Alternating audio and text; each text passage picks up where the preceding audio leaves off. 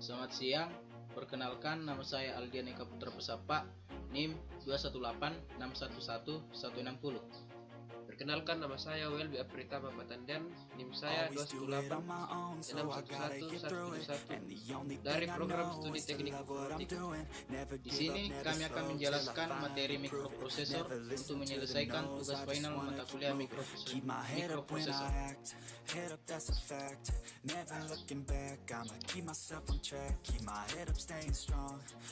Materi yang pertama yaitu perangkat keras atau hardware pada sistem unit komputer. Ada dua, yaitu perangkat keras utama dan perangkat keras pendukung. Perangkat keras pertama contohnya adalah prosesor, memori, hard disk, mainboard, dan VGA. Perangkat keras pendukung contohnya drive optical, drive floppy, LAN card, LAN sound, dan supply power. Mikroprosesor secara umum dapat diartikan sebagai berikut.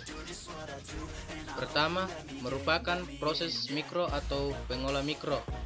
Yang kedua, sebuah chip perpaduan dari suatu rangkaian elektronika yang rumit yang dirancang untuk mengolah dan memproses pekerjaan yang cukup kompleks. Jadi istilah mikro pada mikroprosesor sangat terkait dengan ukuran fisik mikroprosesor yang kecil. Yang ketiga, mikroprosesor merupakan otak dan pusat pengendali komputer yang didukung oleh komponen lainnya. Yang keempat, mikroprosesor adalah chip yang sering disebut prosesor yang sekarang ukurannya sudah mencapai gigahertz. Ukuran tersebut adalah hitungan kecepatan proses dalam mengolah data atau informasi.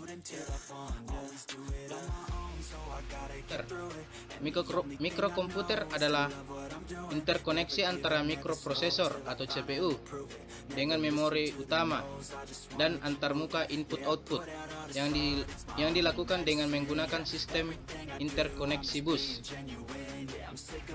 Yang terakhir adalah mikrokontroler. Mikrokontroler merupakan sebuah chip yang terdiri dari mikroprosesor, yaitu RAM dan ROM, dan varianti I/O, sehingga biasanya disebut single chip mikroprosesor. Salah satu keunggulan mikrokontroler adalah RAM dan ROM-nya adalah sebuah chip sehingga tidak menambahkan komponen-komponen tersebut secara fisik. Maka format bilangan pada mikroprosesor ada 4, yaitu binari, desimal, oktal, dan heksadesimal.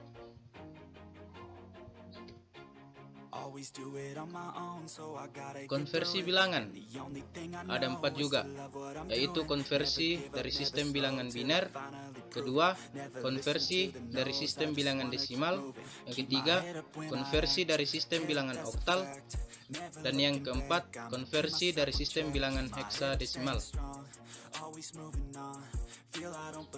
Materi berikutnya yaitu organisasi data, yaitu ada bits, nibbles, bits, dan word. Bits, unit paling kecil dari data pada komputer atau biner, adalah suatu bit tunggal. Suatu bit tunggal hanya mampu mempresentasikan dua nilai yang berbeda secara tipikal atau nol atau 1. Yang ketiga, dua item pada data apapun yang berbeda dapat dipresentasikan dengan satu bit tunggal. Contoh meliputi 0 atau 1, on atau off, pria atau wanita. Yang ketiga, tidak terbatas untuk mempresentasikan jenis biner, yaitu objek yang hanya mempunyai dua nilai yang berbeda. Yang kelima, jika menggunakan bit untuk mempresentasikan suatu nilai boolean, maka bit tersebut mempresentasikan biner atau yang salah. Dan yang terakhir, agar bit mempunyai maksud arti yang benar, maka harus dikonsisten. Jika bit digunakan untuk mempresentasikan benar atau salah di dalam program, maka tidak boleh menggunakan nilai benar atau salah yang disimpan dalam bit tersebut untuk mempresentasikan merah atau biru. Poin kedua adalah nibbles. Nibbles terdiri dari 4 bit atau jenis data yang menarik kecuali item bilangan BCD atau binary coded decimal dan bilangan berbasis 16. Nibbles menggunakan 4 bit untuk mempresentasikan satu BCD dan hexadesimal. Dengan suatu nibbles dapat dipresentasikan sebagai 16 nilai berbeda. Yang ketiga adalah bytes. Struktur data terpenting yang digunakan oleh mikroprosesor. Yang ketiga adalah bytes. Bytes struktur data terpenting yang digunakan oleh mikroprosesor 80x86 adalah byte. Sebuah byte terdiri dari 8 bit dan merupakan datum addressable paling kecil pada mikroprosesor 80x86. Yang keempat, memori utama dan alamat I/O pada mikroprosesor 80x86 dalam suatu byte. Artinya, item paling kecil yang diakses oleh suatu program mikroprosesor 80x86 adalah nilai 8 bit. Kita ke poin keempat adalah word. Sebuah word merupakan kelompok 16 bit dimulai dari 0 sampai dengan 15. Penomoran bit dalam word misalnya 15, 14 sampai 0. Poin kedua, bit 0 merupakan urutan bit terendah dari 15, ukuran bit tertinggi. Kedua, suatu word berisi 2 byte. Byte 0 sampai 7 membentuk ukuran byte terendah dan bit 8 hingga 15 membentuk ukuran byte tertinggi. Suatu word memungkinkan untuk dipecah ke dalam 4 nibble, seperti nibble 0 adalah nibble urutan terendah dalam word dan nibble 3 adalah nibble urutan tertinggi dari word. Dua nibble lain adalah nibble 1 dan nibble 2. Materi berikutnya adalah gerbang logika. Ada 3, yaitu gerbang logika N, gerbang logika OR, dan gerbang logika NOT. Menyederhanakan gerbang logika. Yang pertama, penyederhanaan secara aljabar. Ada 3, yaitu tahap memperkecil rangkaian logika agar efektif dan efisiensi. Kedua, rangkaian dengan jumlah gerbang sedikit akan murah harganya dan tata letak komponen secara sederhana. Bagian ketiga, salah satu meminimalkan adalah dengan menggunakan aljabar boolean. Hukum-hukum penjalinan atau aljabar boolean ada 4 teori, yaitu teori identitas, teori asosiatif, teori distributif, dan teori De Morgan. Mikrokontroler terdiri dari CPU, memori, input dan output port, dan timer. Jenis-jenis mikrokontroler yaitu mikrokontroler Tiny AVR atau ATT INY.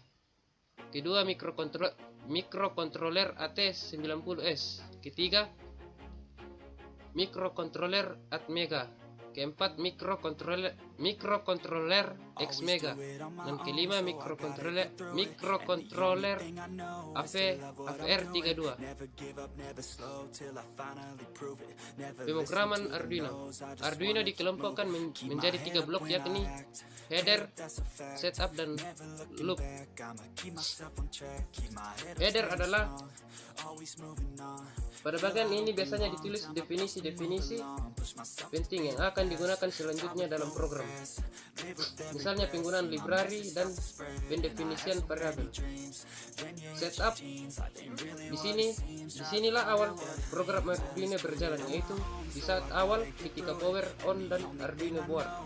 Misalnya blok ini diisi penentuan apakah suatu pin digunakan sebagai input atau output menggunakan perintah pin mode. Dieksekusi secara terus-menerus. Apabila program sudah sampai akhir blok, maka akan dilanjutkan dengan mengulangi eksekusi dari awal blok. Program akan terhenti apabila tombol power Arduino dimatikan. Input dan output dan struktur kontrol pemrograman Arduino. Yang pertama digital input dan output, yang kedua analog input output, yang ketiga struktur kontrol pengulangan. PWM pada Arduino. PWM atau Pulse Width Modulation. PWM memanipulasi keluaran digital sedemikian rupa sehingga menghasilkan sinyal analog. Mikrokontroler mengeset output digital ke high dan low bergantian dengan porsi waktu tertentu untuk setiap nilai keluarannya. Durasi waktu untuk nilai high disebut pulse width atau panjang pulsa.